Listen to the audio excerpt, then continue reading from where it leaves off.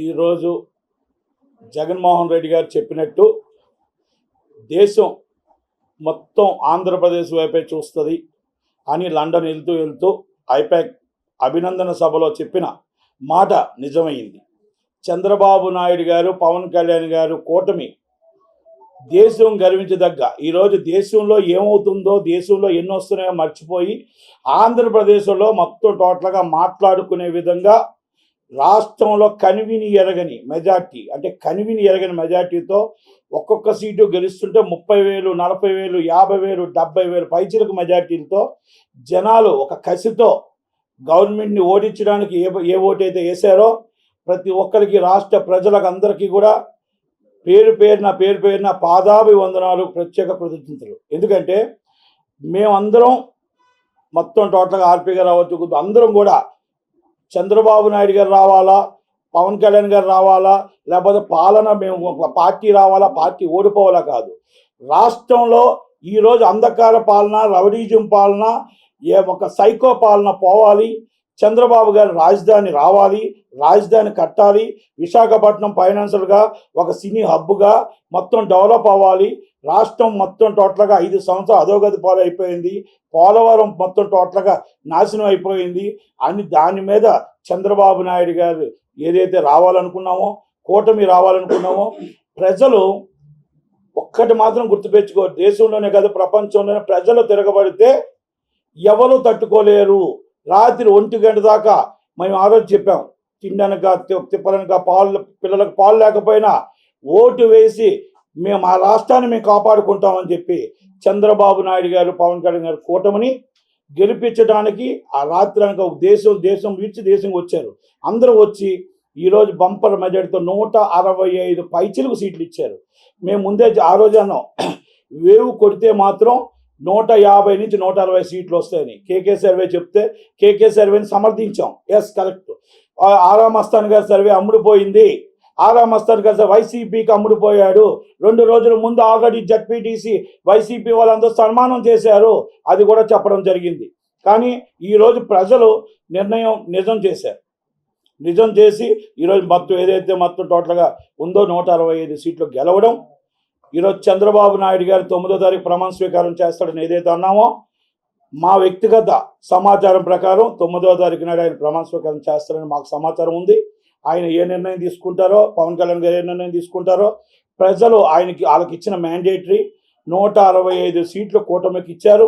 అవి ఈరోజు మొత్తం రాష్ట్రంలో ఆంధ్రప్రదేశ్లో ఈరోజు మన రాజధాని మనకు పూర్తవుతుంది, పోలవరం పూర్తవుతుంది. విశాఖపట్నం ఏ మాట అయితే అన్నామో ఆ మాట ప్రకారం గవర్నమెంట్ స్టూడియోలు కానీ విశాఖపట్నం మొత్తం టోటల్గా ఇక్కడ బాగుండాలి, అక్కడ బాగుండాలి. ఇక్కడ సినీ కార్మికులు బతకాలి, అక్కడ సినీ కార్మికులు బతకాలి, అక్కడ ఎంప్లాయ్మెంట్ ఉండాలి అనే సినీ ఇండస్ట్రీ నుంచి మొత్తం ఎవరైతే కొంతమంది బయటికి రాపోవచ్చు, కొంతమంది లోపల సపోర్ట్ చేయొచ్చు, పవన్ కళ్యాణ్ గారు అవ్వచ్చు, ఎవరైనా అవ్వచ్చు. సినీ ఇండస్ట్రీకి కులమత భేదాలు ఉండవు. సినీ ఇండస్ట్రీకి ఏ కుటుంబం ఎవరు గెలిస్తే ఆ కుటుంబంతో మేము కలిసి ఉండి మా సినీ కుటుంబం బాగుండాలని కోరుకుంటాం. అలాంటి విషయాల్లో సినిమా మేము ముందుకు రావచ్చు, కొంతమంది మా వెనకాల ఉండొచ్చు, లేకపోతే కొంతమంది రాకపోవచ్చు. కానీ ఏ మాట చెప్పినా మా సినీ అభివృద్ధి కోసం చంద్రబాబు నాయుడు గారు, లోకేష్ గారు ఏ మాట అయితే ఇచ్చారో ఆ మాట వాళ్ళు కట్టుబడి ఉంటారు. కట్టుబడి మా ఇండస్ట్రీ బాగుంటుంది, మా ఇండస్ట్రీ కూడా ఈరోజు నిలబెడతాం.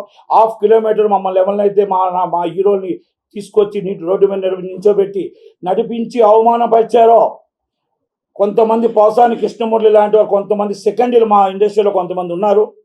కొంతమంది అనొద్దు, ఆడపిల్లలు మేము గౌరవిస్తాం కాబట్టి మొత్తం టోటల్గా కొంతమంది ఒక అమ్మాయి అయితే హీరో, ఒక యాంకర్ అయితే అన్నది ముసలినక్క ఇంకో ఏదో మాట్లాడారు. నేను ఒకటే చెప్తున్నా, మీ తల్లిని తండ్రిని ఆ ముసలినక్క కింద మీరు చూస్తున్నారా? తల్లి శ్యామలమ్మ, నేను ఒకటే అడుగుతున్నా, ఇప్పటికీ కూడా మీకు నేను ఒక ఆడపిల్లగా, ఒక ఇండస్ట్రీలో ఒక ఆర్టిస్ట్గా మీకు ఒకటే చెప్తున్నా, మీ తల్లిదండ్రులు ఇచ్చిన పెంపకం అయితే మా తల్లిదండ్రులు మమ్మల్ని ఇచ్చిన పెంపకం ఏంటో తెలుసా? మేము ఎదుటి వాళ్ళకి గౌరవించడం, చంద్రబాబు నాయుడు గారు, పవన్ కళ్యాణ్ గౌరవించడం. అప్పుడు 14 సంవత్సరాలు చీఫ్ మినిస్టర్ చేసిన వ్యక్తికి నువ్వు ఈ విధంగా మాట్లాడావంటే మీ తల్లికి ఇస్తున్న మర్యాద ఏంటో, మీ తండ్రికి ఇస్తున్న మర్యాద ఏంటో. అలాగే నువ్వు మాకు టోటల్గా మీకు మీ తల్లిదండ్రులు నేర్పించిన సంస్కారం ఇది, అది నీ విజ్ఞతగా వదిలేస్తున్నా.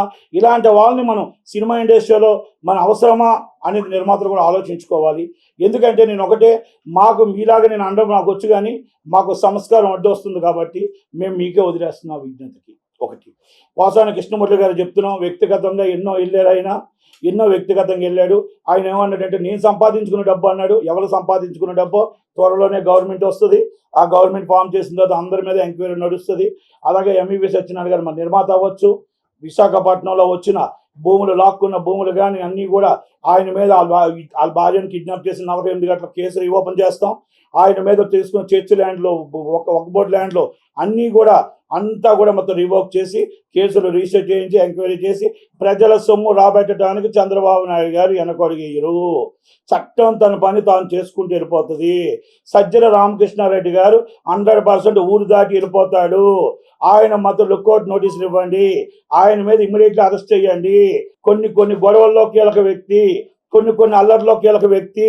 పోలీసులకి మేము ఇంటిమేషన్ ఇస్తున్నాం, దయచేసి ఆయన బయటికి వెళ్లకుండా కాపాడండి, ఆయన మీద యాక్షన్ తీసుకోండి. దీనికి మూలకారకుడు సజ్జల రామకృష్ణారెడ్డి గారు. ఎందుకంటే కొన్ని విషయాల్లో వివేకానంద రెడ్డి గారి విషయాల్లో వచ్చి చాలా చాలా చాలా ఉన్నాయి. దాని మీద ఎంక్వైరీ నడిపించాలి. ఒక ఆడపిల్లని, ఎవరైనా ఆడపిల్లే, మన ఇంటి ఆడపిల్ల వస్తే ఆడపడుచుకు చార్జ్ పంపిస్తాం. కానీ శర్మిలమ్మకి ఇష్టం వచ్చినట్టు తిట్టి, ఇష్టం వచ్చినట్టు అవమానించి, అసభ్యకరంగా మాట్లాడిన వాళ్ళ మీద, సోషల్ మీడియాలో చేసిన వాళ్ళ మీద ఇమ్మీడియట్లీ యాక్షన్ తీసుకోవాలి. రేపు అదే మేము చెప్తున్నాం, రేపు వచ్చిన గవర్నమెంట్ కక్ష సాధింపు చర్య కాదు, నిజాలు తేల్చి ఎంక్వైరీ చేసి యాక్షన్ తీసుకొని మన పాలన నడిపించాలనేది మా ఉద్దేశం.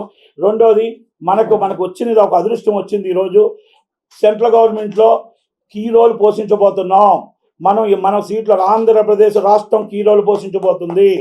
మా రాష్ట్రానికి, మాకు రాజధాని, హైటెక్ సిటీ లాంటి రాజధాని కట్టించిన వాళ్ళకే మా మద్దతు. అలాగే మన మాకు స్టీల్ ప్లాంట్ ప్రైవేటీకరణ చేయకుండా గవర్నమెంట్ కన్నా అవ్వాల్సిందే, అది మా మద్దతు. పోలవరం కట్టిన వాళ్ళకే మా మద్దతు. ప్రత్యేక హోదా ఇచ్చే వాళ్ళకే మా మద్దతు. వాల్టేర్ డివిజన్ వచ్చిన వాళ్ళకే మా మద్దతు. అది 100% మా ఆంధ్రప్రదేశ్లో చంద్రబాబు నాయుడు గారి నిర్ణయం. మా కీ రోల్ ఆయన పోషించబోతాడు.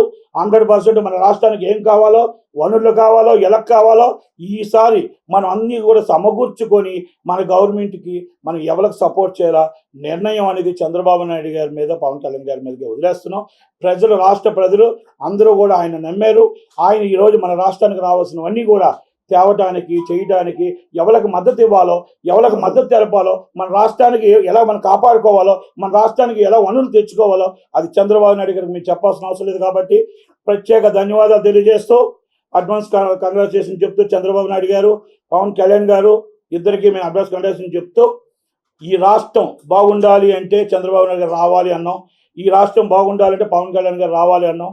పవన్ కళ్యాణ్ గారి పాత్ర లేకపోతే ఈరోజు ఈ రాష్ట్రంలో ఈ ఉమ్మడి ఓటు రాదు, ఈ ఉమ్మడి కూటమి రాదు. కనుక ఆయనకి ప్రత్యేక ధన్యవాదాలు. మా సినిమా ఇండస్ట్రీ నుంచి ప్రత్యేకంగా ధన్యవాదాలు తెలియజేస్తూ, ఈరోజు మా సినీ హబ్బు కోసం మీరందరూ సహాయం చేస్తారని, సహాయ సహకారాలు అందిస్తారని ప్రత్యేక ధన్యవాదాలు తెలియజేస్తూ, మా సినిమా ఇండస్ట్రీ కోసం మీరు ఎంత చేస్తారో మేము వేచి చూస్తూ ఉంటాం. Thank you very much. Lokesh గారు మరీ ప్రతి విషయంలో కూడా మాకు అండగా ఉన్నారు. మాకు అండగా మేము మీకున్నాం, మీరు మాకున్నారు. కనుక మీరు ఇచ్చిన మాట మాకు తెలుసు. కనుక మా ఇండస్ట్రీ కోసం మీరు ఏం చేస్తారో మీకోసం మేము వెయిట్ చేస్తూ ఉంటాం. Thank you very much. Thank you. NTR జెండాను ఎగరేసిన ధీరుడా, 5 కోట్ల ఆంధ్రుల ఏకైక నాయకుడా, చంద్రబాబు నాయుడా, జయ హో జయ హో జయ హో. అందరికీ నమస్కారం. నా పేరు కుద్దూస్, నేను మ్యూజిక్ డైరెక్టర్ని. ఈరోజు ఒక అద్భుతమైన కార్యక్రమం మా పెద్దన్న నిర్మాత, సీనియర్ నిర్మాత నటికుమార్ గారి ఆధ్వర్యంలో నా మిత్రుడు, నటుడు ఆర్పి గారు సమావేశంలో నేను పాల్గొనటం. ఇక్కడ ఏంటంటే, నేను ముందుగా ఆంధ్రప్రదేశ్ ప్రజలందరికీ శుభాకాంక్షలు తెలియజేస్తున్నాను. ఒక సంగీత దర్శకుడిగా మీ భవిష్యత్తును ఎన్నుకున్న మీకు ధన్యవాదాలు. ఎందుకంటే 2014లో రాష్ట్రం విడిపోయేటప్పుడు సమైక్యాంధ్ర ఉద్యమాల్లో నా గళాన్ని నా పాటల రూపంలో పార్టీలకు అతీతంగా నా ఆంధ్రప్రదేశ్ కోసం ప్రతి అడుగు నేను వేసిన సందర్భం వారితో ప్రయాణం. ఢిల్లీలో కూడా 2 రోజులు జైల్లో పెట్టిన విధానం సకలం అక్కడ పాల్గొన్నప్పుడు నేను గర్వపడుతున్నాను. నాకున్న పరిజ్ఞానం వల్ల భోగాపురం, కొత్తపట్నం, అలాగే వైజాగ్ స్టీల్ ప్లాంట్ 32 మంది ప్రాణ త్యాగం వైజాగ్ స్టీల్ ప్లాంట్. ఆ స్టీల్ ప్లాంట్ని కూడా ఉన్న గత ప్రభుత్వం మన ఆంధ్రుల కోసం పోరాటం చేయని విధానం చాలా బాధేసింది. ఈ ఎన్నికల్లో ఈ రిజల్ట్లో విజయం సాధించింది ఎవరయ్యా అంటే నాకున్న పరిజ్ఞానం వల్ల నేను చెప్పేది, డ్రింక్ చేసేవాళ్ళు మందుబాబులు, చదువుకున్న యువత డ్రింక్ చేసిన మద్దుబావులు, అట్ ద సేమ్ టైం భావితరాల భవిష్యత్తు కోసం ఆలోచించే విజ్ఞానులు అని నేను ఘంటాపదంగా చెప్పగలను. ఎందుకంటే ఎన్నో పాటలు చేసాం కళాకారులం. ఆ పాటల రూపంలో గత ప్రభుత్వం మా సినిమా పరిశ్రమని, నటులని అవమానపరిచింది. వారిని పిలిచి ఇంటికి పిలిచి కార్లు అక్కడ పెట్టి నడుచుకుంటూ వచ్చి ఎందుకు ప్రపంచానికి హీరోలుగా పరిచయమైన నా తెలుగు సినీ పరిశ్రమ హీరోలు, నిర్మాతలు, సినీ పరిశ్రమను కూడా ఒక మంచి ఉద్దేశంతో ప్రభుత్వంతో సత్సంబంధాన్ని నెలకొల్పుకోవాలని వారు ప్రయాణం చేసినప్పుడు వారిని ట్రీట్ చేసిన విధానం ఒక సంగీత దర్శకుడిగా నాకు కలత చెందింది. చాలా బాధేసింది. సరే, ఏదేమైనా మా సినిమా పరిశ్రమ కళాకారులం దేవుడి ప్రసాదం. అందుకే అంటాను, సాంస్కృతిక శాఖలో, టూరిజం శాఖలో నిజమైన కళాకారుల ఆలోచన విధానంతో ఉన్న వాళ్ళు ఉండాలి. ఇప్పుడు రాబోయే ప్రభుత్వంలో నిజంగా కళల యొక్క ఔన్నత్యం తెలిసిన వాళ్ళు ఉండాలి. ఒక కళాకారుడిగా నా ఆలోచన అది మ్యూజిక్ అకాడమీ, సంగీత అకాడమీ చైర్మన్గా కావచ్చు, టూరిజం శాఖలో కావచ్చు.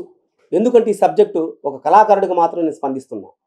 కాబట్టి ఏదేమైనా కొత్త ప్రభుత్వానికి, చంద్రబాబు నాయుడు గారికి, దానికి సహకరించిన పవన్ కళ్యాణ్ గారికి, వెన్నుంటి అడుగులు వేసి మోటివేషన్ చేసిన కేంద్ర ప్రభుత్వం బీజేపీకి ధన్యవాదాలు, కృతజ్ఞతలు తెలియజేసుకుంటూ,